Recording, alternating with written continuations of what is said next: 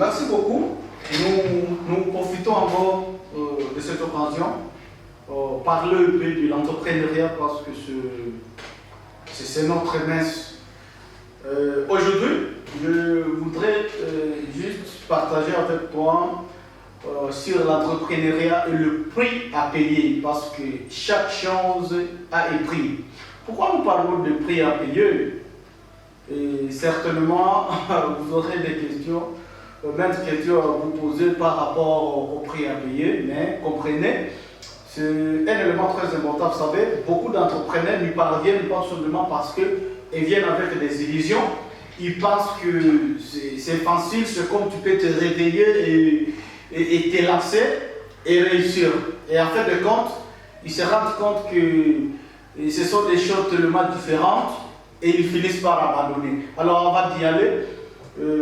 Moi c'est Yves Moutoumé, je suis entrepreneur, je suis également formateur, j'encadre et j'accompagne beaucoup de jeunes, beaucoup de gens dans l'entrepreneuriat en matière de création d'entreprises, développer leurs idées afin que ceux-ci deviennent une réalité. Avant d'aborder les gros dictums, si vous êtes là pour la première fois, abonnez-vous sur notre chaîne, activez aussi la cloche de notification pour que vous soyez au courant de toutes nos publications parce que prochainement nous allons vraiment publier des vidéos qui parlent des matières qui vont bientôt vous concerner. Alors, nous disons qu'aujourd'hui nous parlons de l'entrepreneuriat et le prix à payer. En réalité, comme on l'avait dit dans la vidéo précédente, c'est que l'entrepreneuriat n'est rien d'autre que le fait d'avoir une idée et de développer cette idée afin que cette idée constitue une source de revenus. Donc l'entrepreneuriat, c'est quelque sorte de transformation.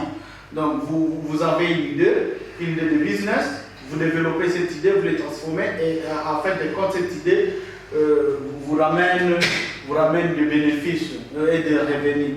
Alors, nous disons que l'entrepreneuriat a un prix à payer.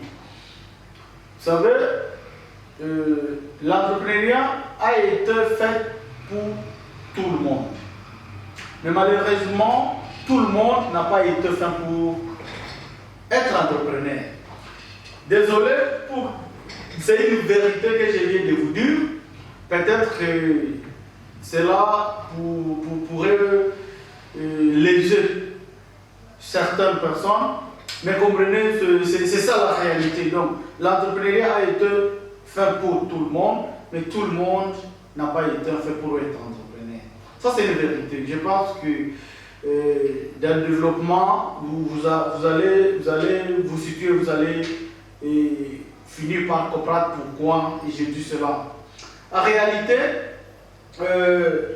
il y a deux pôles. Il y a le pôle des employés, dans les cadrans des cash flow, il y a le pôle des employés, et il y a aussi le pôle des entrepreneurs. Parfois, dans le pôle des employés, là, c'est à quelque sorte d'une zone de confort. Pourquoi? Parce que là, il y a insécurité. Il y a sécurité, il y a promotion, il y a augmentation de salaire, il y a avantages liés au poste. Donc vous imaginez un employé, un directeur à qui on paye la maison, on paye toutes les factures, eau, électricité, transport, communication. Donc on est comme si on est déjà au sommet, alors qu'en réalité c'est une petite boîte qui vous fait croire que vous êtes déjà au sommet. En réalité, non. Et maintenant, lorsque vous décidez d'entreprendre, c'est maintenant à vous de payer maintenant les factures, des histoires pour par exemple vos achats. Et vous trouvez que ça devient déjà quelque chose de différent. Alors, lorsque les gens virent du pôle des employés vers l'entrepreneuriat, là si on n'est pas préparé, on abandonne. On abandonne pourquoi? Parce que l'entrepreneuriat, c'est dur. Il y a beaucoup de choses à sacrifier dans l'entrepreneuriat. Premièrement, la première des choses, c'est d'abord de sacrifier les luxes. Donc vous sacrifiez les luxes parce que lorsque vous entreprenez, vous vous rendez compte que l'entreprise vous consomme beaucoup de moyens, vous consomme l'état, l'énergie, jusqu'à ce que cette entreprise parvienne à le verser. Donc quand vous créez l'entreprise, quand vous commencez vos activités, sachez que l'entreprise, c'est comme un nourrisson, un petit enfant que vous allez nourrir, que vous allez entretenir. Donc, vous allez payer des loyers, vous allez payer des taxes, des impôts, vous allez payer des factures, vous allez payer les engins, alors que le revenu que vous allez maintenant avoir ne sera pas capable de répondre à tous ces besoins-là. Alors, vous comprendrez que dans le premier temps, vous allez prendre tout en charge. Et ça devient compliqué. Vous ne saurez pas maintenant faire le voyage, faire les anses, aller vous réjouir, alors qu'il y a l'entreprise, il y a le dépasse de l'entreprise qui vous attend. C'est pourquoi la première des choses à sacrifier, c'est d'abord les luxes. Vous quittez les luxes. Peut-être vous étiez dans une villa, vous êtes obligé d'aller habiter un appartement d'eau vraiment. Les services ne sont pas confortables. Mais tout simplement parce que vous êtes en train de payer le prix. Si vous ne voulez pas quitter les luxes, vous ne saurez pas entreprendre. Alors, il y a beaucoup de choses à sacrifier. Donc, pour parvenir à la réussite de l'entrepreneuriat, il faut vraiment sacrifier beaucoup de choses. Vous imaginez par exemple, vous êtes chef d'entreprise et maintenant, au même moment, il y a les délais de loyer qui s'expirent. Au même moment, il y a les factures de l'eau, factures d'électricité, il y a les agents que vous devez payer, il y a maintenant les impôts que vous devez aussi payer, et là, la fiscalité, c'est multiple. Donc, vous vous rendrez compte que non, le même jour vous recevez les bailleurs, à la sortie du bailleur, ce sont les partenaires qui viennent avec des factures, par exemple factures d'eau, factures d'électricité et d'autres services que vous consommez. Après cela, ce sont les agents de la fiscalité qui vont entrer et qui vont entrer l'un après l'autre, parce que là, c'est beaucoup aussi de services que vous devez payer. Alors, après, il y a maintenant des agents là à côté qui viendront aussi. Vous avez des arriérés. Et vous vous rendrez compte que vous avez des arriérés du bailleur. Vous avez des arriérés des taxes, des impôts. Vous avez des arriérés 6 mois ou une année à payer à vos agents. Donc, à un certain moment, vous vous rendrez compte que non, vous êtes perdu. Et vous pouvez même vous demander pourquoi j'ai emprunté cette fois alors que j'étais en train moi-même de creuser ma tombe. Beaucoup de gens se retrouvent dans des situations difficiles comme ça et ils finissent par abandonner. Alors, un conseil que je pourrais donner aux entrepreneurs, lorsque vous vous retrouvez dans une situation comme ça, là, ça signifie que maintenant, vous êtes au point de réussir. Vous êtes au point de réussir parce qu'il arrive des fois que les choses ne marchent pas. Il arrive de voir que vous sentez que ça devient vraiment très lourd et vous voulez même abandonner, vous ne savez pas par où commencer parce que vous avez déjà sacrifié beaucoup de choses. Et de l'autre côté, vous n'avez plus de place, donc vous êtes obligé de tenir fort. Et c'est pendant de tel moment que vous devez aussi sélectionner les amis, vous devez sélectionner l'entourage, parce que c'est pendant les moments difficiles qu'on se rend compte que tel et tel, apparemment, nous sommes avec lui. Et c'est pendant les moments difficiles que vous sauriez maintenant identifier les personnes qui vous aiment et qui vous ont tenu fort pendant cette période. Alors, quand vous décidez d'entreprendre, il ne faut lâcher parce que lorsque tout ça bloque, peut-être qu'il vous reste seulement quelques pas et tout sera ouvert. Vous pouvez maintenant décidé d'abandonner et vous perdez tout. Parce qu'on a toujours dit ceci, aussi longtemps qu'on n'a pas réussi, on n'a pas le droit d'abandonner. Aussi longtemps qu'on n'a pas abouti à l'objectif, on n'a pas le droit d'abandonner. Parfois, à quelque sorte, malheur est bon, parce que nous traversons de telles difficultés, c'est pour que nous puissions aussi expérimenter la réalité. Nous puissions voir certaines réalités en face. Cela nous prépare aussi à bien nous organiser, à bien nous préparer. Imaginez-vous que tout vous vienne comme si c'était de la manne tombée du ciel. Là, vous ne saurez pas aussi tenir, vous ne saurez pas aussi développer le système. Je prends l'exemple de...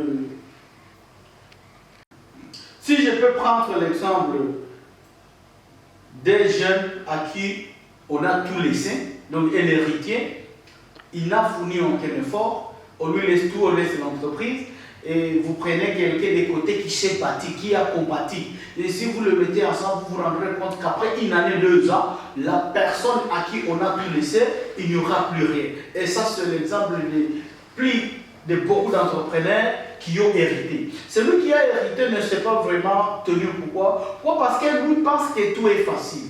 Lui ne connaît pas quel est l'effort que son père ou sa mère, qui lui a légué la richesse, a mis dans cette œuvre pour que lui parvienne à ce bonheur-là. Tandis que c'est lui qui s'est lui-même bâti de 1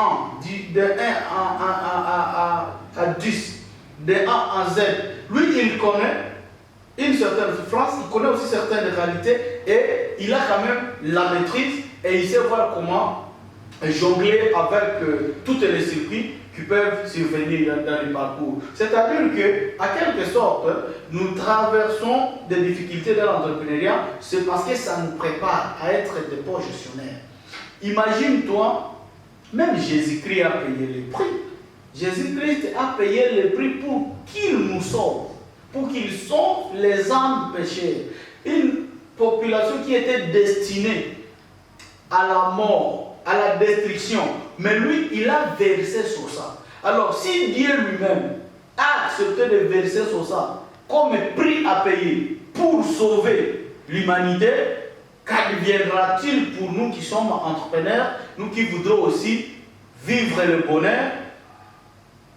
Quel prix allons-nous aussi payer? Donc, vous comprenez que il y a toujours un prix à payer. Et beaucoup de gens abandonnent. Pourquoi? Parce qu'ils ne s'y attendent pas. Et ils voient seulement ceux qui ont réussi. Et c'est lorsque les gens passent leur temps en train de discuter sur les grandes personnalités qui ont réussi dans la vie, dans leur pays. Vous voyez, il y a tel c'est un patron, il a autant d'appartements, il a je ne sais pas autant d'entreprises, lui il a une fortune estimée, je ne sais pas, autant de milliards, de millions de dollars. Les gens ne voient que la réussite. Mais derrière une réussite, il y a toujours un prix à payer. Cette personne-là, dont les gens passent tout leur temps entre de discuter des richesses et des réussites, si vous vous mettez à côté de lui et vous lui demandez qu'est-ce que vous aurez pu faire pour parvenir au niveau actuel. Et à quelquefois, s'il vous raconte son histoire, vous allez pleurer. C'est pour cela, il ne faut pas seulement voir la réussite, mais il faut aussi voir l'effort, les parcours que la personne a effectué juste pour aboutir à sa réussite là. C'est un peu ça. Si la réussite était facile, s'il n'y avait pas de prix à payer, tout le monde serait riche. Personne ne serait pas en train de croupir dans la misère. Mais c'est parce qu'il y a un prix à payer que d'autres personnes sont riches et d'autres personnes sont pauvres. Alors, si vous décidez de devenir entrepreneur, préparez-vous. Sachez qu'il y a des embûches. Sachez que vous allez essayer de tomber. Mais ne vous découragez pas. À chaque fois que vous tombez, relevez-vous, tenez fort. Ne manquez pas aussi à solliciter les conseils de ceux qui ont réussi. Nous, dans l'entrepreneuriat, il n'y a pas d'orgueil. Tu constates que tel a une expérience dans tel domaine, c'est le domaine que tu as aussi choisi. Ne manquez pas quand même à aller vers lui, solliciter des conseils, vous soumettez. Bon, il y en a d'autres qui disent que non, moi je ne veux pas aller chez tel, vous voyez, moi je suis intellectuel. Non. Si tu constates que tel a une expérience, lui il a franchi quand même certaines étapes, allez vers lui, demandez-lui conseil. Malheureusement, vous allez me poser la question, c'est là qui ont réussi, où est-ce que nous allons les rencontrer? Ça c'est normal. Vous pouvez même suivre, leur histoire. Vous pouvez même chaque fois suivre leurs ouvrages. Il y a beaucoup de gens qui ont écrit des ouvrages. Actuellement, beaucoup d'hommes qui ont réussi, beaucoup d'entrepreneurs, ils ont des ouvrages. Ils ont des vidéos. Vous devez aussi vous inspirer des personnes. Donc, il faut avoir aussi un modèle, le système de modélisation. Parce que la modélisation vous permet de bien tracer votre chemin. Donc, vous voyez tel comment il a évolué, par où il a commencé, comment il est allé. Si vous essayez quand même d'appliquer ce modèle-là, vous vous rendrez compte que vous avez réussi. Il y en a aussi d'autres qui pensent que la réussite vient au hasard. Jamais. On ne peut jamais emprunter le chemin dont on ne connaît pas la destination. Vous devez savoir où vous allez. Beaucoup d'entrepreneurs n'y parviennent pas. Ils retournent à mi-chemin tout simplement parce qu'ils empruntent l'entrepreneuriat sans savoir où ils vont. Si tu veux devenir riche, tu dois savoir comment vivent les riches, comment se comportent les riches. Parce que quelqu'un d'autre te dira que moi la richesse, c'est lorsque je suis libre, c'est lorsque j'ai la liberté financière, c'est lorsque à chaque fois que j'ai besoin de quelque chose, je le trouve facilement. La liberté financière, c'est aussi une richesse. Alors, vous devez aussi savoir où est-ce que vous allez. Parce que c'est difficile d'aller au sommet sans avoir défini le parcours, sans avoir aussi déterminé là où vous allez. Et ça, c'est aussi un problème sérieux à l'entrepreneuriat. Vous voyez, il y a des gens qui se réveillent, ils commencent les affaires et pensent que ça va aller. Bon, imagine-toi que tu avais même un problème d'avoir 100 $ ou 500 $. Et que tu te lances dans les affaires, finalement tu te retrouves avec 500 $ ou 1000 $. D'office, comme tu ne connais pas où tu vas, tu risques de croire que tu as réussi. Pourtant, quelqu'un d'autre te dira que les 1000 $, c'est l'argent qu'il met en poche quand il veut circuler au quartier, voir s'il peut trouver des petites choses à acheter. Il entre dans le supermarché, il achète 1000 $, parfois ça ne suffit pas. Mais si toi tu n'avais même pas la capacité de mobiliser 100 $ et que tu te retrouves avec 500 ou 1000 $, tu risques maintenant de croire que tu as réussi. C'est pourquoi les gens qui réussissent, ce sont les gens qui rêvent gros. Ce sont les gens qui ont une vision de loin. On dit il faut viser la lune pour un jour où vous retrouvez aux étoiles ou au soleil. C'est comme ça, donc il faut viser trop loin. Et il faut aussi avoir un plan. Beaucoup de gens échouent aussi tout simplement parce qu'ils vont sans aucune planification. Ils se réveillent petit matin, ils voient quelqu'un d'autre faire des copier-coller. Tel a fait ceci, tel a fait une boutique, tel a fait, je ne sais pas, une usine de fabrication. Donc moi aussi, je vais amener une usine de fabrication. Tu ne connais pas quelles sont les opportunités que lui il a pour qu'il fasse ça. Et tu dois avoir ta propre idée. Tu dois définir, tu dois étudier ton marché. Tu dois étudier tous les paramètres possibles pour pouvoir démarrer l'entrepreneuriat.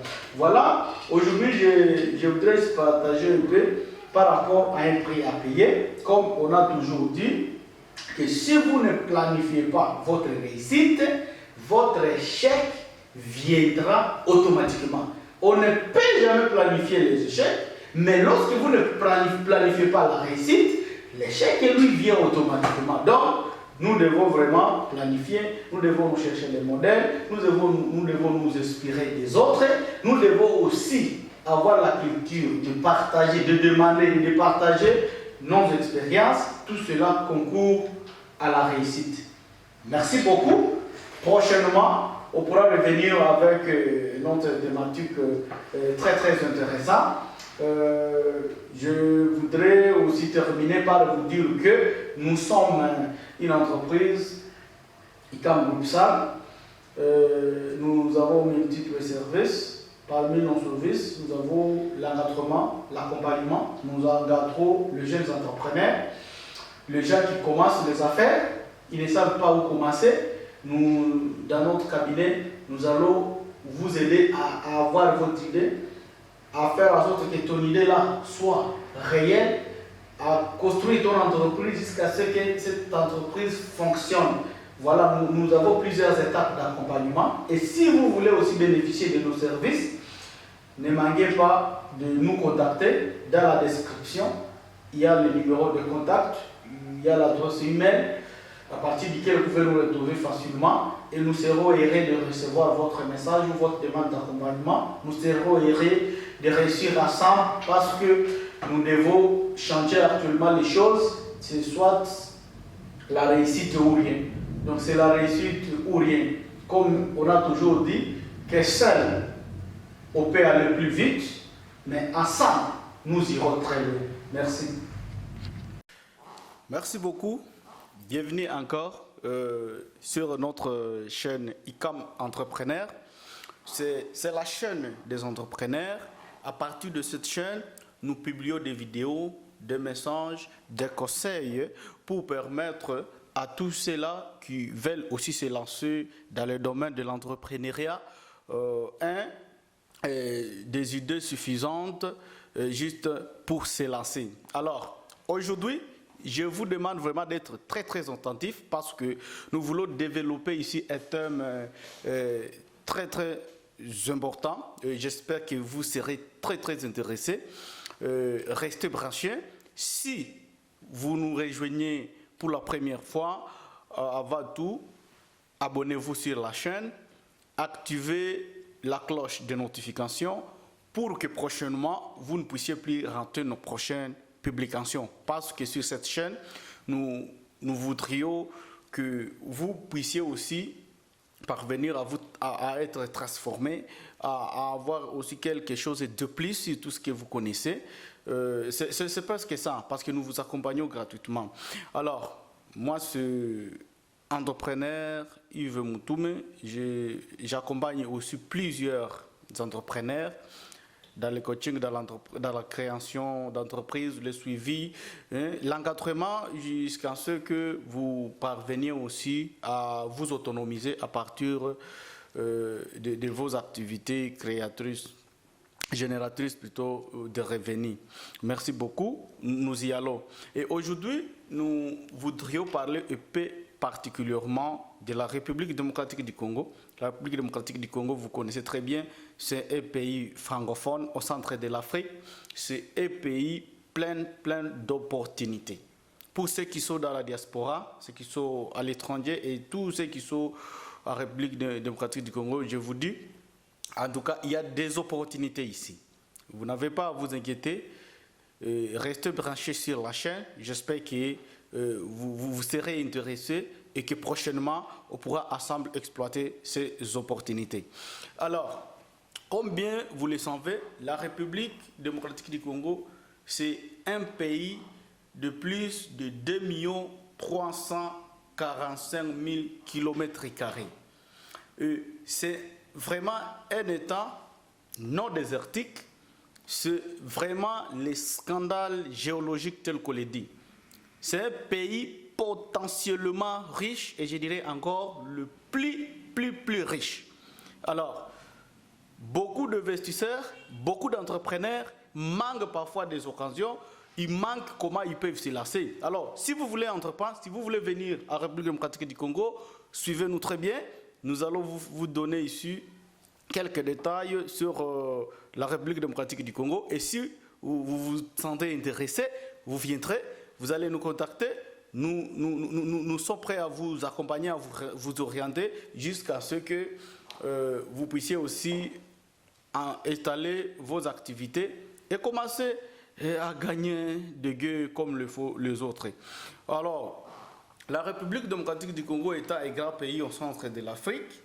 C'est un État qui regorge presque tout le minéraux possible du monde et puis à grande quantité. non encore exploitées. Mais pourquoi les gens ne veulent pas venir aussi exploiter de cette richesse que Dieu nous a léguée? Alors, nous allons énumérer ici d'abord 3 parties. Dans la première partie, nous allons parler d'abord des opportunités d'une manière un peu simplifiée, des opportunités qui regorgent la République démocratique du Congo.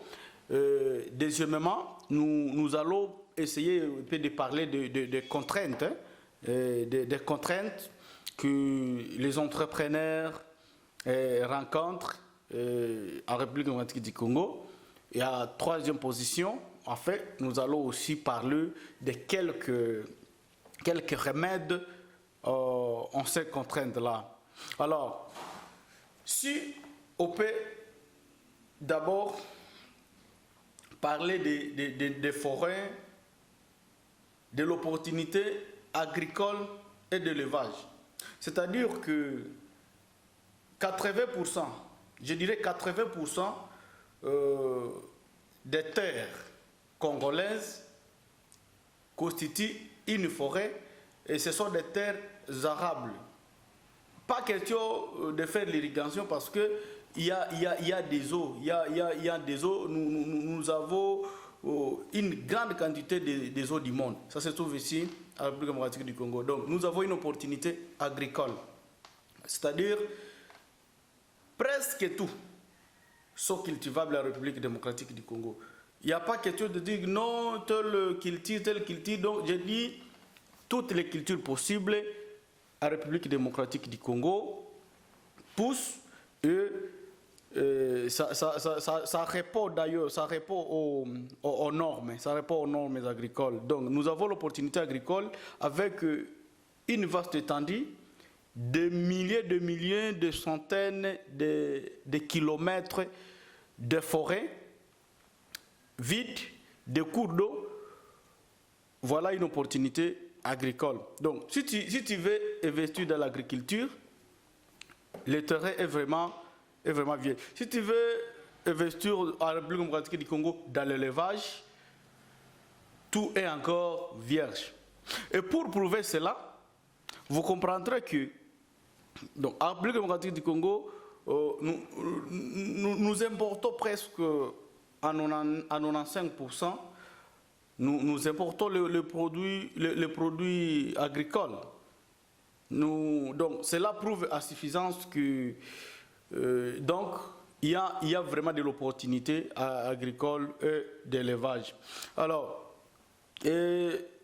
vous allez aussi comprendre avec moi que en République démocratique du Congo, la pomme de terre par exemple, qui vient du Kenya jusqu'à la République démocratique du Congo, alors qu'il y a de terre, ce qui se pose vraiment un sérieux problème au niveau de l'entrepreneuriat en République démocratique du Congo, comme je dirais.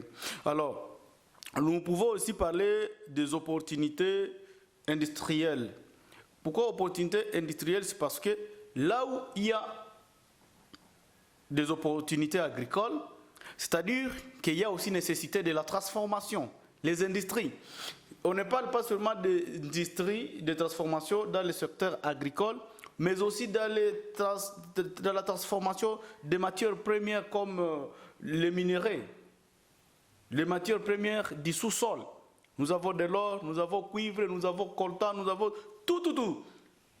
Tous vos téléphones que vous utilisez là, vos ordinateurs, EcoSo, tous ces appareils-là, c'est fabriqué à partir du coltan de la République démocratique du Congo.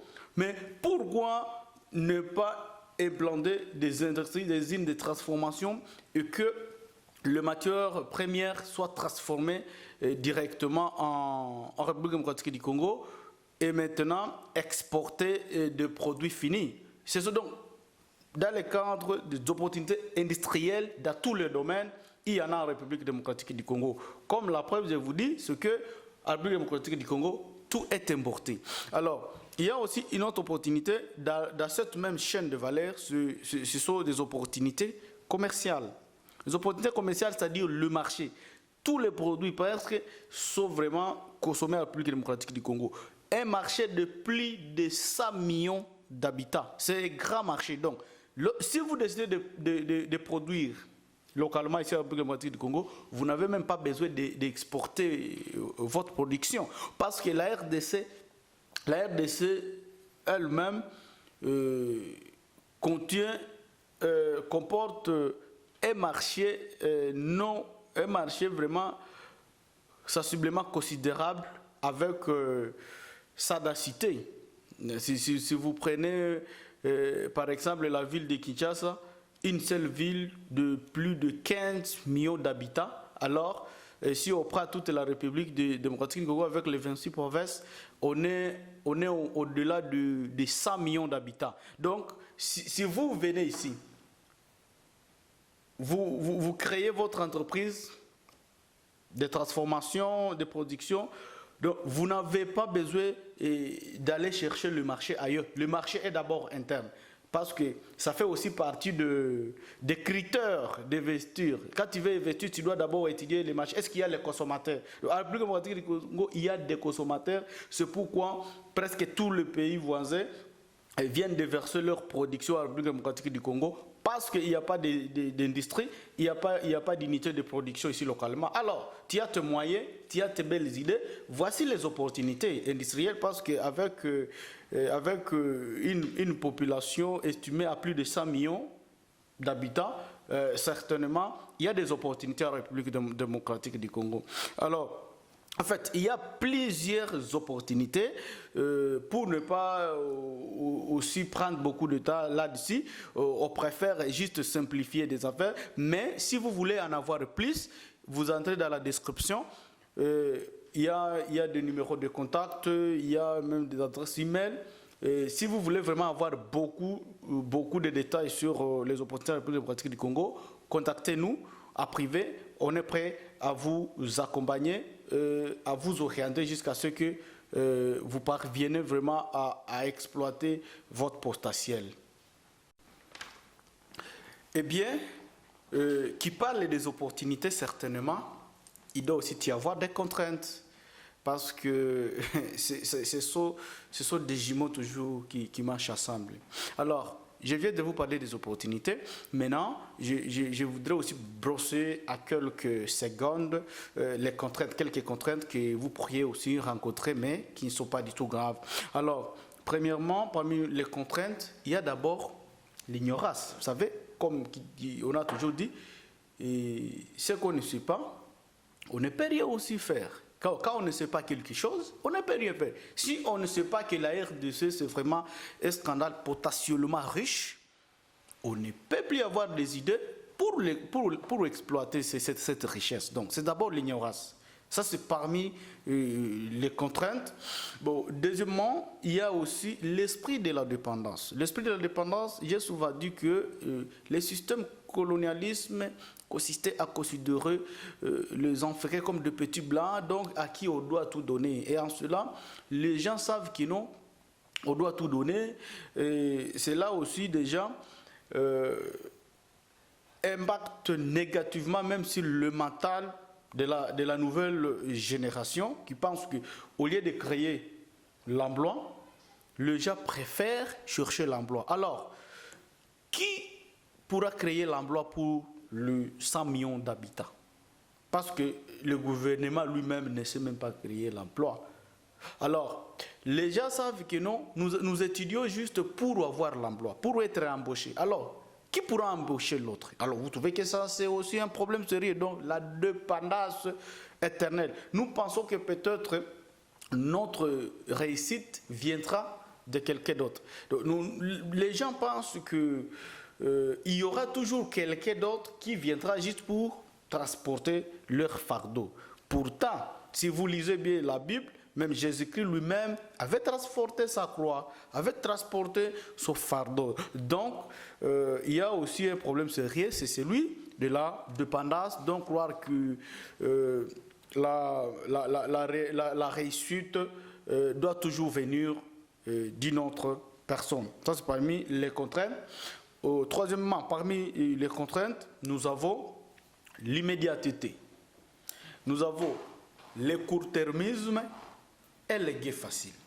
Quand je parle de l'immédiateté, c'est-à-dire, tu viens de l'école, à peine fini les études, tu veux directement aussi te comparer à celui qui a travaillé pendant 20 ans et qui a vraiment une fortune, qui a amassé une fortune pendant le 20 ans, alors que toi tu étais au bas de l'école.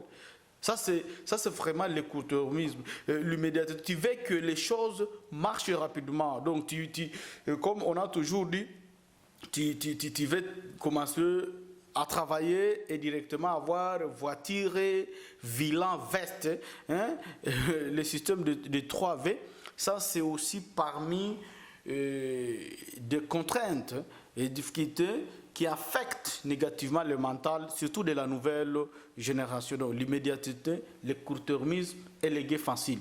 Quand je parle du gain facile, je fais allusion donc à ne pas fournir d'efforts. Donc parce que la réussite, c'est dormir et se réveiller. Donc ce n'est pas ça. Il y a toujours un prix à payer. Dans la vidéo précédente, nous parlions du prix à payer. Toute réussite, derrière chaque réussite, il y a toujours un prix à payer. Alors, quand on est dans l'immédiateté, dans les gains faciles, on ne veut pas payer le prix, et là, on rencontre de multiples difficultés.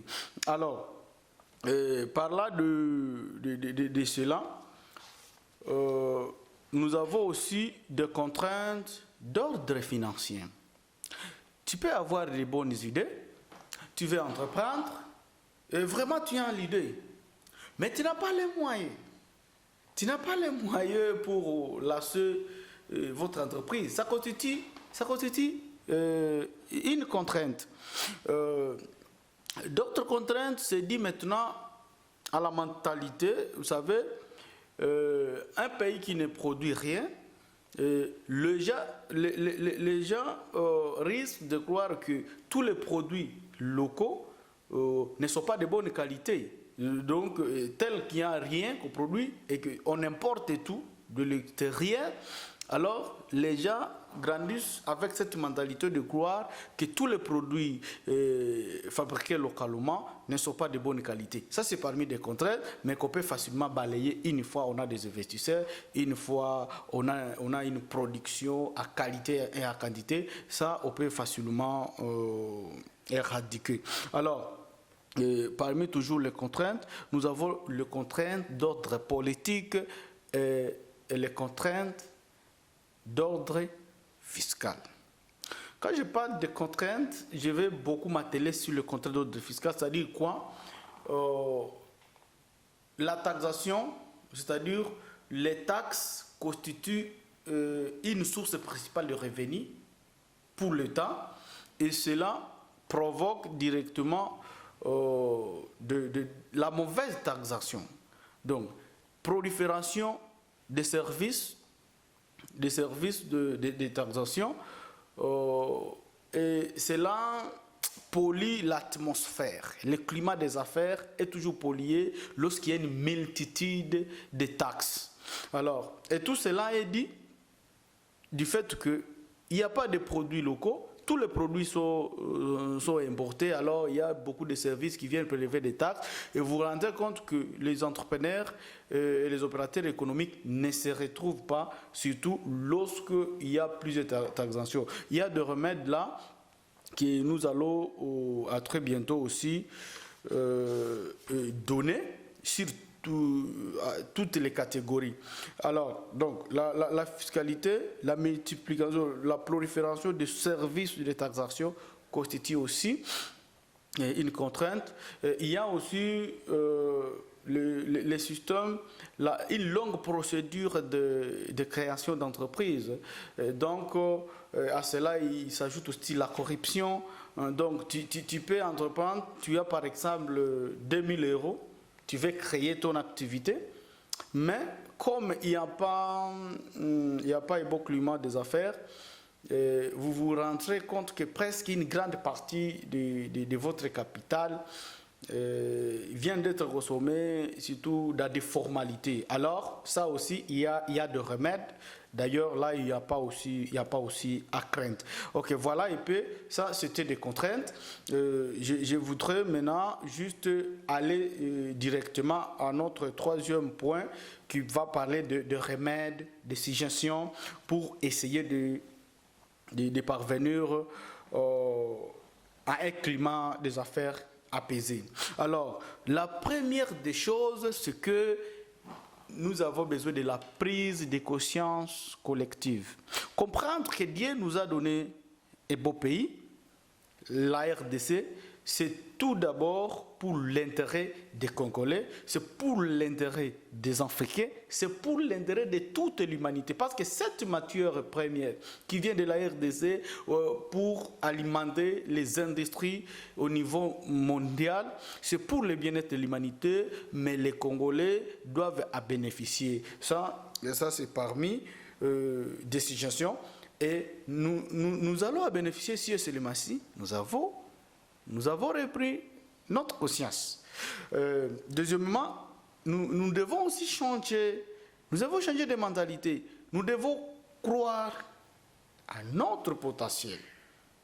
Parce que quand on n'a pas la confiance de soi, on ne peut rien. Donc, dans le cas de changement de mentalité, nous devons croire à nous. Nous devons aussi arrêter de croire que toutes les bonnes choses sont extérieures et que ceux qui viennent d'ailleurs, parce que ça fait aussi partie des maladies très très graves, le changement de mentalité. Troisièmement, nous suggérons le travail en équipe, parce que l'individualisme, c'est une des grandes maladies qui ronge notre société.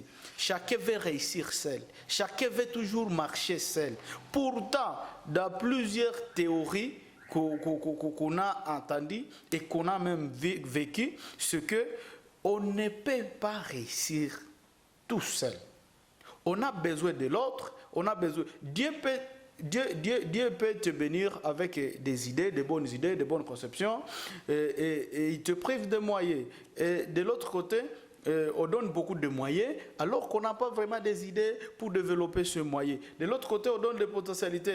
Et quand vous mettez ensemble, chacun apporte la bénédiction que Dieu lui a donnée, et vous mettez ensemble, vous construisez une force, et vous pourriez faire beaucoup de merveilles.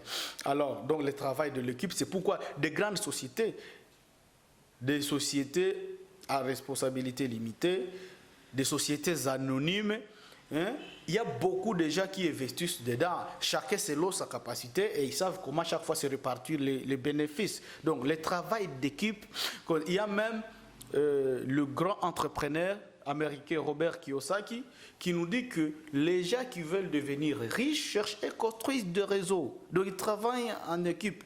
Par contre, ceux qui veulent rester pauvres préfèrent chercher l'emploi. Parce que dans le cadre du cash flow, on demande clairement que lorsque tu cherches l'emploi, donc tu fais l'échange de ton temps, tu échanges ton temps à une cagnotte d'argent. Mais lorsque tu crées les réseaux, c'est-à-dire beaucoup de gens travaillent pour toi. Et là, tu as la chance de réussir et d'être riche. Donc, le travail en équipe, c'est vraiment une des solutions pour parvenir à la réussite. Alors, dans le cas du gouvernement, les gouvernements congolais et les gouvernements africains doivent favoriser le climat des affaires. Ils doivent vraiment mettre des moyens, des avantages à faveur de ceux qui entreprennent, ceux qui viennent avec les investissements, parce que cela constitue même un élan pour l'économie nationale, la création de l'emploi, donc la diminution du taux de chômage, et créer des richesses. Donc le gouvernement constitue aussi un socle du développement. Le gouvernement constitue un socle de développement parce que celui qui doit assainir le climat des affaires dans le pays, de manière à ce que tous ceux qui viennent de l'extérieur, et même les entrepreneurs locaux, se sentent à l'aise et implantent leurs activités à l'aise pour le bien-être du peuple congolais, du peuple africain et de toute l'humanité. Voilà un peu, chers frères et sœurs, des gros sur la République démocratique du Congo, un pays scandaleusement riche, malheureusement non exploité, et ceux qui exploitent veulent toujours exploiter dans la clandestinité, chose que nous condamnons. Nous voudrons que les gens viennent par la voie normale, signent des contrats avec le gouvernement, des contrats gagnant-gagnant à faveur de toute la population congolaise, de tout le peuple africain et de toute l'humanité en général. Et voilà. Alors, vous êtes intéressé par la République démocratique du Congo, partout où vous êtes dans le monde, contactez-nous. Dans la description, il y a le lien. Contactez-nous. Nous sommes prêts à vous orienter, vous accompagner jusqu'à ce que vous réussissiez votre projet. Alors, c'était toujours votre humble serviteur, l'entrepreneur, très fier, Yves Moutoumé, directeur général de la société ICAM, groupe Sahel, une société de droit congolais, Evra République démocratique du Congo, qui vous offre multiples services, comme vous le savez, tous les détails dans la description. Rendez-vous prochainement. Encore une fois, si vous ne vous êtes pas encore abonné sur la chaîne, profitez, abonnez-vous, activez la cloche de notification pour ne plus rater nos prochaines publications, parce que chaque semaine, nous revenons ici avec des thèmes très très intéressants. J'espère qu'ensemble, on pourra atteindre le sommet. Et on dit toujours, seul, on peut aller plus vite, mais ensemble, nous irons très loin. Merci. Bienvenue, chers tous.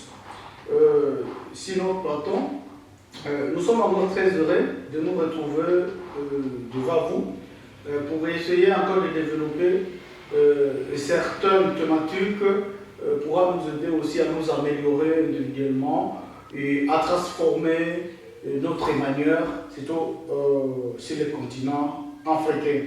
Alors, aujourd'hui, je voudrais juste partager avec toi sur un thème très important dont nous avons intitulé l'entrepreneuriat, un slogan en Afrique francophone. Alors, ça va vous démontrer pourquoi nous parlons d'Afrique francophone. Alors, dans le développement, vous allez devoir découvrir pourquoi nous avons intitulé cet thème entrepreneuriat, un slogan en Afrique francophone. Alors, avant d'y aller, si vous êtes ici pour la première fois de nous suivre, abonnez-vous sur la chaîne, activez la cloche de notification pour ne plus rater nos prochaines publications, parce que certainement chaque semaine nous publions ici des vidéos qui parlent de plusieurs thématiques sur le développement personnel, sur l'entrepreneuriat, parce que nous sommes beaucoup plus basés dans l'entrepreneuriat pratique et non théorique. Alors, en réalité, l'Afrique francophone est un peu en arrière par rapport à d'autres. J'espère que ceux qui sont en Afrique me comprennent très bien. Pourquoi l'Afrique francophone a été vraiment est restée un peu en arrière par rapport aux autres résultats? C'est parce que l'Afrique francophone a été colonisée par un système paternalisme. Donc, le système paternaliste, c'est un système qui consistait à considérer les Africains comme de petits blancs, donc comme les enfants de blancs, en quelque sorte. C'est-à-dire, un enfant, c'est quelqu'un à qui on doit tout donner, on doit tout apporter, on n'avait même pas besoin d'apprendre. Et en tout cas, c'est que dans plusieurs temps africains, pendant la colonisation, les hautes fonctions étaient occupées par le colon, non par le blanc. Et les noirs n'étaient que des simples subalternes. Et la conséquence, c'est que lorsque les États ont commencé à revendiquer l'un après l'autre leur indépendance, on s'était retrouvé dans un système où il n'y avait plus de gestionnaire. Personne n'avait pas d'expérience et cela a fait que nos États puissent redresser vraiment trop loin en arrière. Alors, aujourd'hui, si vous entrez sur les réseaux sociaux, Instagram, Facebook, je ne sais pas, TikTok, YouTube, tout le réseau que vous connaissez, vous trouverez beaucoup de motivateurs, beaucoup d'entrepreneurs virtuels. Donc, le gens qui vous motive, vous sentez réellement que, en tout cas, si on pouvait appliquer ce que le motivateur nous dit, réellement, on serait vraiment riche dans un éclair d'œil. Mais malheureusement, beaucoup de gens le font aussi sans avoir pratiqué ce qu'ils disent. Et c'est ce que nous essayons quand même d'améliorer. Nous, on est juste dans l'entrepreneuriat, nous essayons de pratiquer. Et en pratiquant, nous sommes en train de voir quelles sont les difficultés, quels sont les problèmes que nous rencontrons sur le terrain, parce que ça peut nous aider maintenant à nous améliorer nous-mêmes et à avoir quelque chose qu'on peut aussi apporter à l'humanité dans le cadre de l'entrepreneuriat. Alors, nous parlons trop de l'entrepreneuriat, nous sommes très théoriques. Alors, la première des difficultés que nous avons pu constater, c'est que chez nous, en Afrique francophone, donc, notre système éducatif a été imposé. Donc, on nous a imposé un système éducatif qui nous amène à apprendre l'histoire des autres. Donc, un intellectuel africain, surtout francophone, est capable de vous parler de l'histoire de l'Occident, de l'histoire de l'Europe, de l'Amérique, de l'histoire de l'Asie, sans plus autant maîtriser l'histoire de son propre village. Voilà un peu le problème. Et autre chose, c'est que, donc en Afrique, c'est comme si on considère comme intellectuel la personne qui maîtrise bien la langue, surtout la langue étrangère. Donc quelqu'un qui parle bien français, on dit voilà, il a étudié, c'est ça l'intellectuel. Ça, c'est un problème très sérieux. On peut ne pas maîtriser la langue, mais avoir quelque chose dans sa tête. Parce qu'ailleurs, en Occident par exemple, il suffit que la personne s'exprime et son interlocuteur parvient à l'écouter et à comprendre ce que la personne voulait dire pour lui sensibiliser. Mais en Afrique, ce n'est pas le cas. Une fois que tu parles mal le français, tu parles mal l'anglais, hein, on suppose que toi tu es un idiot, tu n'as pas étudié, tu n'es pas intellectuel. Ça n'est rien. Parce que lorsque vous êtes, la réalité est que lorsque vous êtes dans un état ou dans un endroit où on ne parle pas cette langue, et donc, on suppose que vous n'avez pas étudié. Non, je pense que nous devons aussi changer de mentalité. C'est par nous d'ailleurs, de premier pas, nous devons vraiment changer notre manière de voir les choses, notre manière de voir l'entrepreneuriat. Un système éducatif qui nous apprend les histoires des autres. Un système éducatif qui nous prend tout le temps à l'école. Si vous prenez par exemple, ici chez nous, où tu dois faire 3 ans au maternel, tu dois faire 6 ans. À l'école primaire, tu fais 6 ans. À l'école secondaire, tu fais 5 ans pour être licencié. Tu fais 5 ans à l'université ou à l'institut supérieur. Si tu fais la sommation de toutes ces années-là, c'est plus de 20 ans que vous êtes juste en train d'étudier la théorie. Malheureusement, la théorie et non même pas la pratique. Et le 20 ans là, c'est juste pour quelqu'un qui n'échouait pas, donc qui ne reprenait pas des classes. Alors imaginez pour quelqu'un qui, pour chaque promotion, devrait reprendre la classe. Donc vous pouvez aller au-delà des 30 ans, au-delà des 30, des 35 ans, juste pour les études. Et maintenant là, vous commencez à chercher maintenant du boulot. Et le problème aussi, c'est que tout le monde a été initié qu'après les études locales, le boulot sera embauché dans un bureau climatisé, dans des chaises roulantes, cravates, vêtements, je ne sais pas quoi. C'est tout ça les illusions. Et on se demande qui pourra embaucher l'autre. Lorsque tout le monde veut être embauché, personne ne veut entreprendre, personne ne veut pas créer. Et nos États, ils n'ont même pas la capacité de créer, ils n'ont même pas cette idée-là de créer des entreprises. Voilà pourquoi l'entrepreneuriat est devenu un slogan. Et les gens parlent de l'entrepreneuriat. Tu parles dans le média, dans les réseaux sociaux, les gens parlent de l'entrepreneuriat. En réalité, l'entrepreneuriat, c'est quoi? L'entrepreneuriat, dans le sens très simple et compréhensible, c'est que entreprendre, c'est créer une activité capable de générer de bénéfices. C'est ça. Donc, une activité qui vous génère des recettes, de revenus, c'est ça, entreprendre. Vous n'avez pas besoin d'avoir des millions pour entreprendre. Vous n'avez pas besoin, je ne sais pas, de faire quoi que ce soit pour entreprendre. Il vous suffit seulement d'avoir une idée. Et lorsque vous avez une idée, vous développez, vous essayez d'étudier le milieu, vous essayez d'étudier le marché, quel soit le point fort de votre projet, quel soit le point faible, quels sont les concurrents. Donc, des histoires comme ça. Est-ce que ce marché peut être favorable? C'est ça juste l'entrepreneuriat. Ce ne sont pas des théories et des théories. Donc l'entrepreneuriat, c'est juste avoir une idée que vous pouvez transformer en réalité afin d'obtenir des revenus. Voilà, ce sont l'entrepreneuriat. Mais beaucoup de gens restent toujours dans des théories. Les gens ne veulent pas entreprendre. Alors, en Afrique, vous voyez un ingénieur agronome qui veut aussi être embauché et rester au bureau. Pourtant, sa place n'est pas au bureau, sa place aussi, les terrains. Cultiver la terre, transformer la terre en nourriture, donner cette nourriture à l'humanité, et cela génère beaucoup de revenus, il devient millionnaire. Alors, si on ne parvient pas à changer cette manière de penser, nous aurons toujours des difficultés de développement. Et les gens continueront toujours à mourir dans la mer Méditerranée en train de vouloir traverser de l'autre côté pour chercher du bonheur. En réalité, c'est que là où les gens partent là-bas, les gens sont en train de mourir dans la mer en train d'aller chercher du bonheur à l'Occident. Tout ce qu'ils veulent, ils poursuivent là-bas. C'est ici chez nous, en Afrique. Toutes les matières premières sont chez nous. Nous, on n'a même pas besoin de faire beaucoup de katas pour entreprendre. Il nous faut tout simplement la prise de conscience et on peut déjà entreprendre. Et pendant que nous, on nous a laissé dans les histoires, les options, quelles sont les options qu'on nous apprend? Philosophie, latte philo, je ne sais pas,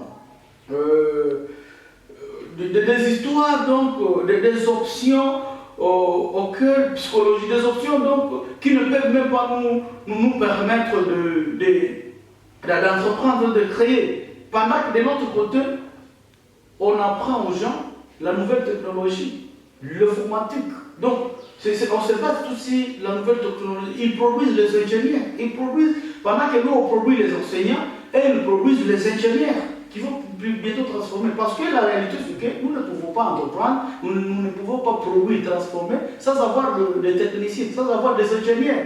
Et que donc, nous devons vraiment changer cette manière de voir l'entrepreneuriat. C'est pourquoi nous, dans les camps nous faisons en sorte que les gens reprennent conscience, chacun peut faire quelque chose, parce que Dieu nous a créés à son image. Et certainement, nous croyons à cela que chacun est capable de transformer le montagne sur et seulement si on a repris conscience de ce qu'on veut faire. Alors, autre chose, c'est qu'on nous prend beaucoup de temps à l'école.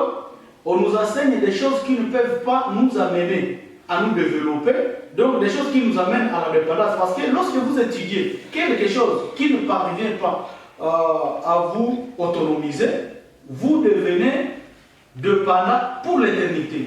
Alors, il nous amène des options. Par exemple, nous avons de l'or. Nous avons toutes les matières premières, mais jamais dans nos options, vous ne verrez pas, par exemple, là où on apprend aux gens comment transformer, comment exploiter et comment transformer cette matière première. Jamais. Et la conséquence, c'est que les techniciens viennent d'ailleurs. Il y a par exemple des mines d'or. Ces entreprises-là étrangères, ils sont en train d'exploiter nos matières premières. De tonnes et de tonnes de minéraux sont en train d'être exportés. C'est pour l'utiliser vers l'Occident. Nous, on reste là, ça rien fait, ça y réagir. On ne fait que se plaindre sur le média, sur les réseaux sociaux. On se plaint, et ça passe. Il n'y a pas de marque. Pourquoi? Parce que si tu ne te bats pas pour ta dignité, pour ton bonheur et pour ta liberté, sache qu'il y a d'autres qui se battront pour te maintenir dans cet temps de pauvreté et de souffrance. C'est ça. Donc, ce qui est vrai, c'est que la libération, la justice, le droit s'arrache, ne se négocie pas. Ce sont les problèmes que nous avons en Afrique. Au lieu de pleurnicher, je prends par exemple, actuellement, il y a une élection aux États-Unis. Nous avons vu avec l'avènement de l'ancien président Donald Trump au pouvoir, nous avons vu des réactions de partout en Afrique. C'est comme si les Africains entendaient ces élections comme si Trump viendra pour leur bonheur. Il a été élu par des Américains à l'avantage, au bénéfice des Américains, de l'Amérique. Ça n'a rien à faire avec l'Afrique. Pourquoi ne pas avoir confiance à nous, nos chefs d'État, et aussi regarder l'Amérique ou l'Occident? Ce n'est pas normal. Nous devons donc changer toute cette façon de voir les choses. Au lieu de se battre, au lieu d'organiser nos États africains, on regarde maintenant, on regarde l'Amérique. Tout ça, c'est à cause du partenariatisme. Donc, nous avons encore une danse dans notre sang, celui de la dépendance, et nous devons vraiment changer cette mentalité. Ça va aussi vraiment nous aider à faire des choses. Vous savez, le fait que nous ne produisons rien, nous ne créons pas d'entreprise, au lieu de créer les entreprises, nous créons plutôt les ONG, les ONSBEL, ce qui devrait être créé par de multimillionnaires qui ont beaucoup d'argent et qui voulaient maintenant aider peut-être les gens de mini. Mais nous qui sommes profs, aussi nous créons des ONG, des églises et consorts, parce que là-bas on ne demande pas grand-chose. Alors, la conséquence, quand on ne produit pas localement ce que, on importe tout. Donc, la matière première, prenons l'exemple, il y a du cacao ici. Donc, la qualité, donc je peux dire à 95%, les cacaos sont importés en état brut. Ils transforment là-bas et puis ils nous amènent le poudre du cacao, les déchets, ils nous amènent les déchets du cacao en Afrique. C'est ça. Circulez dans les supermarchés, vous allez voir. La matière est importée en état brut. On transforme, après avoir transformé, le déchet là, on met dans de petits sachets et on nous amène ici en Afrique. Est-ce qu'avec cette mentalité, vous pensez qu'on pourra se développer? Et les gens sont contents. Et les gens pensent que tous les produits importés, ce sont des produits de qualité. Jusqu'au point que lorsque vous proposez le produit locaux, les gens ont tendance même à négliger, à ignorer que ce sont des produits locaux. La mentalité, nous devons changer notre manière de faire. Parce que nous devons juste apprécier notre matière première. Les entrepreneurs qui se battent jour et nuit pour essayer de sauver la situation parce qu'ils veulent sauver l'économie, et les gens même refusent de consommer leurs produits tout simplement parce que c'est local. Vous voyez le problème que nous avons. Aujourd'hui, nous importons en Afrique francophone surtout, à 95%, nous importons tous les produits. Nous importons tous les produits et on est fiers. Comment notre économie pourra augmenter? Comment notre PIB pourra augmenter? Comment on pourra contribuer à l'emploi? Donc nous contribuons aux économies des autres, au détriment des nôtres, sans les savoir tout simplement parce que nous sommes ignorants. Voilà un peu là où l'Afrique est vraiment en train d'être engouffrée, tout simplement parce que les gens ne veulent pas reprendre conscience. En réalité, dans notre pays, dans nos États africains, nous avons instauré un problème de gestion des États. C'est-à-dire, les États ont été conçus de manière à ce que le budget de l'État est consommé à 80% par les institutions. Pourtant, c'est un budget du peuple. C'est le bas peuple qui devrait en profiter. Mais lorsque le budget est orienté vers les institutions, et si vous observez dans un pays où ce sont les politiciens, les ministres, les députés, les gens de l'État qui sont riches que les entrepreneurs, sachez que c'est un État qui souffre et le bas peuple souffre à 99%. C'est une réalité que nous vivons. À ce que nous sachons, c'est qu'un agent de l'État, c'est un serviteur du peuple. Un ministre, c'est un serviteur du peuple. Alors, comment un serviteur peut s'enrichir plus que son patron? Et vous trouvez que c'est très compliqué. Et tout ça, c'est pour que l'Afrique reste toujours dans une ignorance et dans une souffrance totale. Donc, ce sont en réalité les entrepreneurs qui devraient être des riches. Quand on parle des millionnaires, des multimillionnaires, des multimilliardaires d'Afrique, on ne parle pas des politiciens, du monde plutôt. On parle des entrepreneurs, les gens qui ont des entreprises, des multinationales et comme ça. Mais en Afrique, c'est le contraire. Si vous voulez être millionnaire, il faut être ministre, il faut être député. Et c'est pourquoi tout le monde veut orienter vers la politique au détriment de l'entrepreneuriat. Et c'est pourquoi même nous importons tout, parce que nous n'avons pas de production. La seule chose que nous produisons en Afrique, c'est quoi? C'est l'humour, c'est la musique, c'est la boisson fortement alcoolisée. C'est l'héritage que nous ont légué ces impérialistes. Nous disons que c'est très compliqué. Et même les usines qui naissent actuellement, c'est toujours des boissons, des brasseries. Pourquoi ne pas aussi amener des usines, des transformations, par exemple, des patates douces, transformation de blé, transformation, je ne sais pas de quoi, des cacao. Ici, nous importons les cacao. Tous les cacao du monde viennent de l'Afrique. Mais pourquoi en Afrique, on n'importe que les produits bruts, on ne peut pas importer les produits finis après transformation? Ça, c'est très compliqué. Et les gens sont millionnaires, mais ils investissent toujours à l'étranger. Et tout le monde veut maintenant aller vers la politique au détriment des affaires. C'est un matin qu'on nous a imposé. Jusqu'aujourd'hui, malheureusement, nous n'apprenons même pas conscience. C'est pourquoi je suis là juste pour essayer d'éveiller la conscience de ceux-là qui écouteront ce message, de dire que nous devons changer. Parce que tout commence par ici. Tout commence par ici. Dieu nous a créé à son image et nous sommes capables de transformer les montagnes. Ça c'est vraiment très simple. Alors, dans le cadre des systèmes de gestion, en Afrique, la corruption a été très élevée au point que vous venez avec 1000 euros, c'est votre capital, vous voulez investir. Mais le formalité vous prend 900 euros et vous vous retrouvez seulement avec 100 euros. Qu'est-ce que vous allez faire avec les 100 euros? Mais ça, c'est tuer le pays. Et vous trouvez que maintenant, au lieu de lancer des activités, la personne qui avait la volonté de créer son business, sa petite entreprise, se retrouve maintenant arnaqué par son propre État. Nous disons qu'on ne doit pas continuer à tolérer ça. Et ça, c'est plus fréquent. Je sais que ceux qui me suivent, ils ont l'expérience. Ceux qui ont essayé d'entreprendre en Afrique, ils peuvent bien comprendre ceci. Et surtout en Afrique francophone. Donc, le formalité, c'est comme si quand vous venez avec l'idée d'entreprendre, l'idée de créer une entreprise, vous devenez ennemi de l'État. Pourtant, quand vous créez l'entreprise, vous allez contribuer à l'économie nationale, vous allez contribuer à l'emploi, donc à la diminution du taux de chômage, parce que vous allez engager les gens qui auront des salaires de prix. Donc vous allez aussi, à quelque sorte, contribuer à la sécurité, parce que les gens qui devraient déstabiliser, intégrer des mouvements qui pouvaient déstabiliser le pays, se retrouveront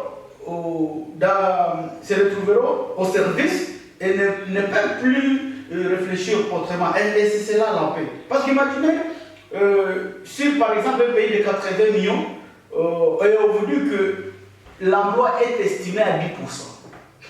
Et si l'emploi est estimé à 10%, maintenant, le 90% qui reste. Et vous pensez que le pays sera stable? Le pays ne sera pas stable. Voilà un peu, donc, la corruption doit être combattue avec toute l'énergie dans nos États africains. Les autorités doivent favoriser le climat des affaires, de manière à ce que quelqu'un qui porte un projet, qui veut investir au pays, bénéficie des avantages, d'un encadrement sérieux de la part du gouvernement et de toutes les autorités. C'est ça que nous sommes en train de vouloir exhorter à tout le monde. Alors, nous n'allons pas tout simplement rester dans les accusations. Vous voyez un peu beaucoup de difficultés que nous avons énumérées là-bas. Mais en tant qu'entrepreneur, bien sûr, malgré les systèmes, nous sommes là. Nous pouvons aussi suggérer quelques éléments qui peuvent aussi aider tout le monde, du côté des entrepreneurs, du côté aussi de nos États, de nos gouvernements. de voir comment aussi améliorer, changer de tendance. Alors, la première des choses, c'est que nous suggérons que les systèmes éducatifs africains soient révisés.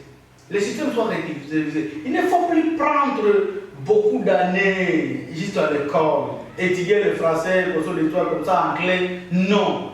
Il faut écourter la durée de formation. Il faut aussi revoir les options, les facultés. Des options comme pédagogie générale, des options comme laté philo, des options comme philosophie, je ne sais pas, des histoires comme ça. Donc vous savez que des choses auxquelles on ne peut même pas accéder à l'emploi.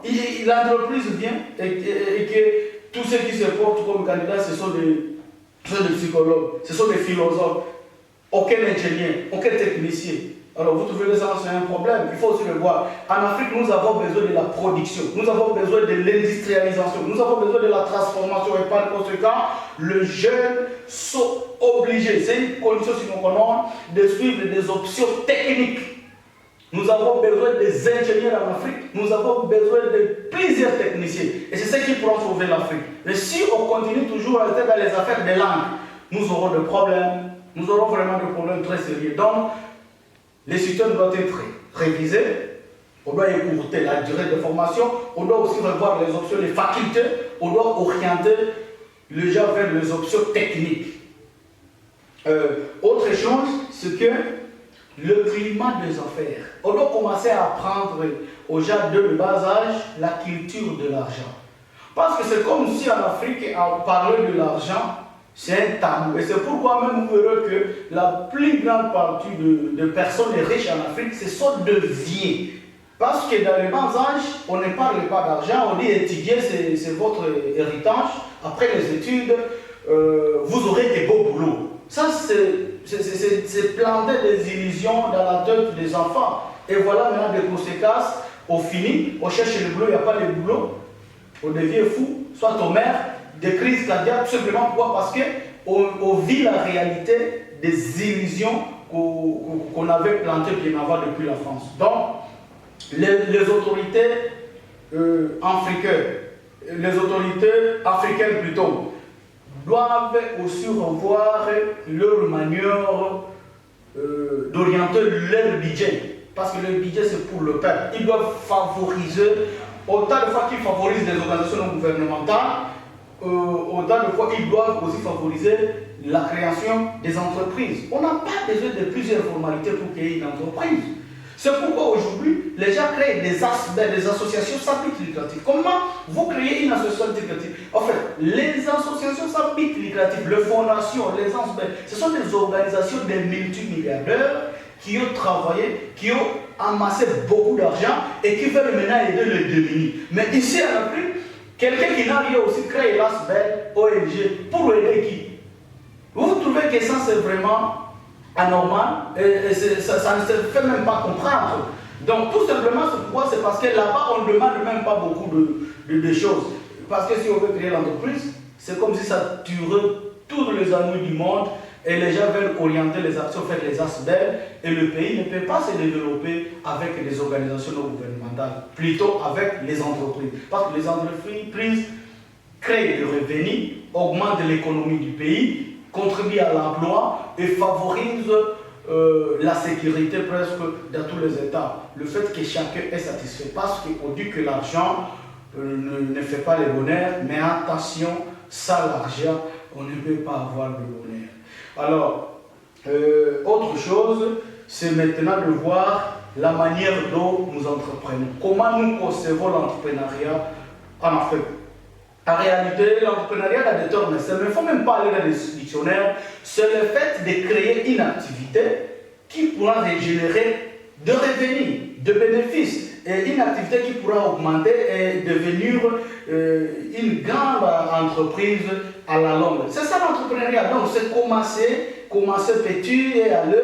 On n'a pas besoin d'avoir des millions pour commencer. Pour entreprendre, on a juste besoin de l'idée. Tout commence par la tête et c'est cette idée que vous allez transformer, vous allez la construire petit à petit jusqu'à ce que cette idée ait une forme quelconque et vous démarrez. C'est seulement ça, on a juste besoin des petits moyens, après avoir aussi l'idée, orienter, définir le plan d'action, avoir le plan d'affaires, étudier aussi son environnement, étudier les marchés, les potentialités, le point fort, le point faible du marché. C'est ça l'entrepreneuriat.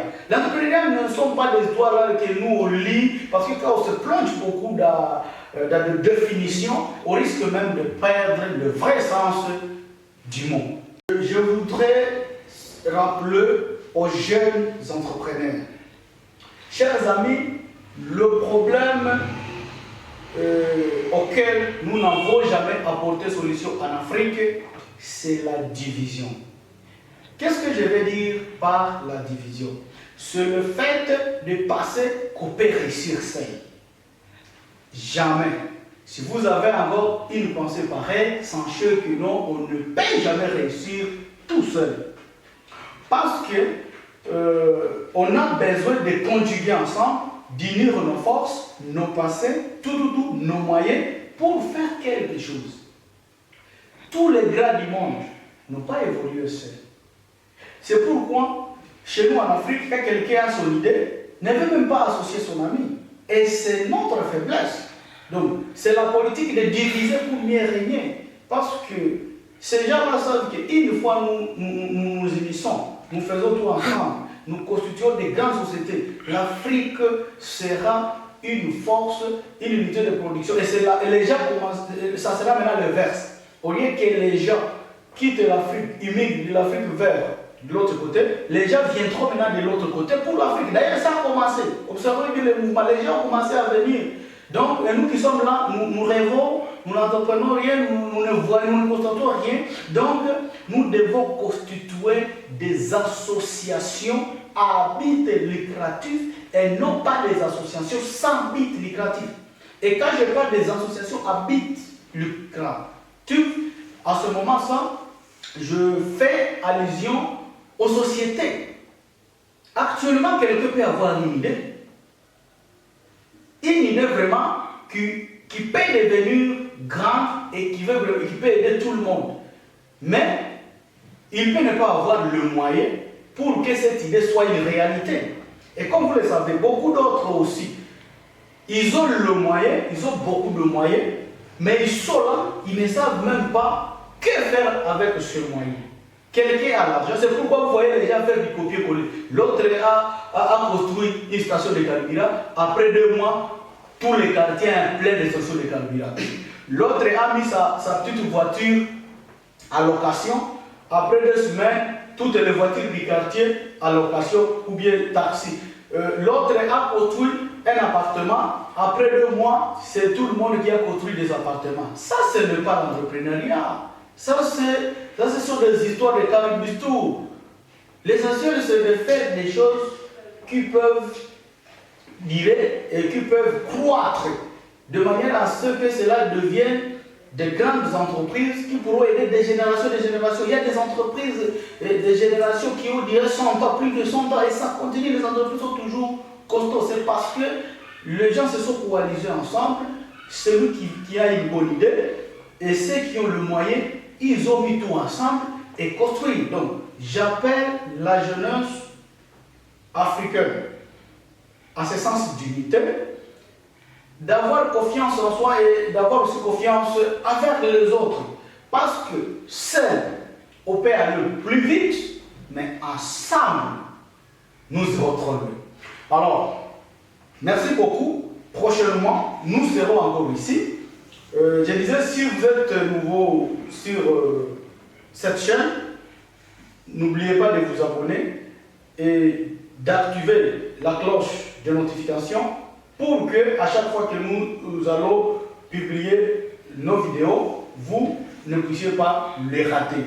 Alors, je voudrais combler la distance ici. Nous sommes déjà ICAM Group SAL, c'est une entreprise multiservice. Nous offrons plusieurs services et nous œuvrons partout. Nous accueillons même tout le monde. Nous faisons aussi l'orientation, la motivation. Si tu veux entreprendre, pratiquement, nous on est prêts à t'accompagner de manière à ce que les idées que vous portez là, vous puissiez les transformer en réalité.